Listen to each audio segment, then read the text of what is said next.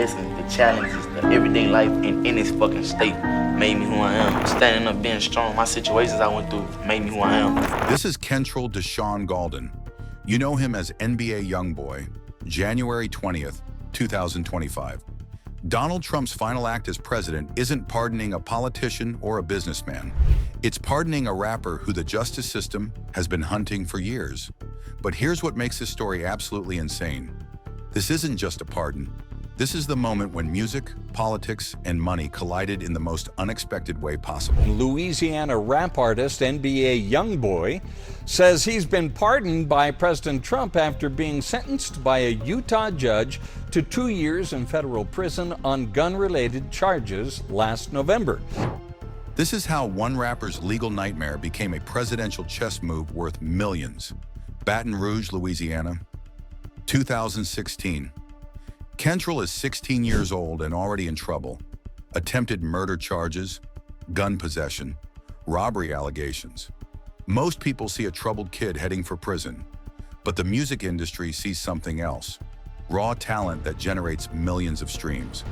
While Kentrell's legal problems mount, his music career explodes. Every arrest brings more attention. Every court case drives more streams. Every headline makes him more valuable. Baton Rouge native Kentrell Gaulden, known by his stage name NBA Youngboy, now faces nearly 2 years in prison on federal gun charges. By 2020, he's the most streamed rapper on YouTube. More views than Drake, more engagement than Eminem. But he's also facing federal charges that could lock him up for decades. The math is simple. NBA Youngboy makes too much money to go to prison. But here's where the story gets really interesting. Someone in Washington is paying attention. FBI raids Kentrell's home in Baton Rouge. Federal gun charges, house arrest, electronic monitoring. The feds want to make an example of him. But Kentrell's team isn't just hiring criminal lawyers. They're hiring political strategists because they understand something the justice system doesn't. In America, everything is political, and politics can be bought. While Kentrell sits under house arrest, his music continues dominating streaming platforms. His YouTube channel gains 2 million subscribers. His brand value skyrockets. Every month he's locked up, the music industry loses millions in potential revenue. Record labels start getting nervous. Promoters start making calls. Suddenly, NBA Youngboy isn't just a legal case. He's an economic issue. I cut off my day ones for the win. I just put up in that black man bet you can't see in.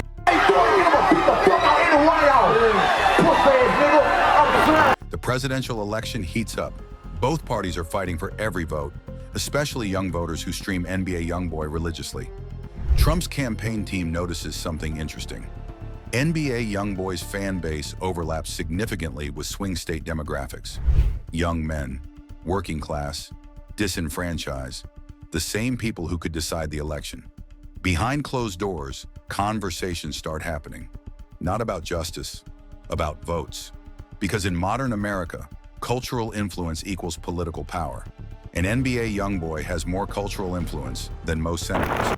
His legal team, led by high-powered attorney Bradford Cohen, isn't just arguing law anymore. They're making a business case. The argument is simple. NBA Youngboy generates hundreds of millions in economic activity.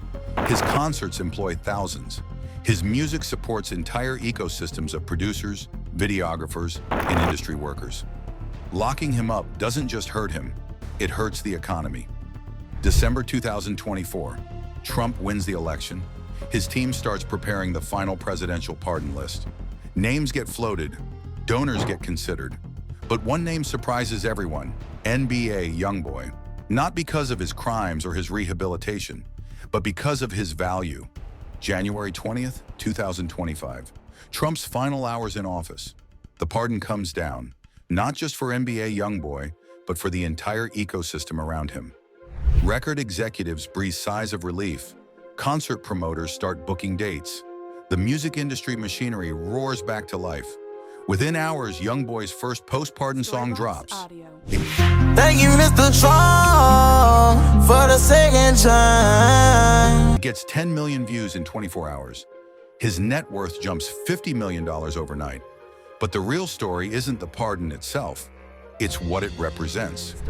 In modern America, cultural capital has become political currency. Musicians, actors, and influencers wield more power than traditional politicians. NBA Youngboy's pardon isn't about justice. It's about recognizing that in the attention economy, some people are simply too valuable to lose. Critics call it corruption, supporters call it pragmatism. But everyone agrees on one thing: it changes everything. Because when your music can influence elections, when your fan base can swing votes, when your economic impact affects entire industries, you're not just an entertainer anymore. You're a political asset. The presidential pardon of NBA Youngboy isn't just a legal story. It's the moment when entertainment became the ultimate form of political power. And in that world, the most valuable currency isn't money, it's influence.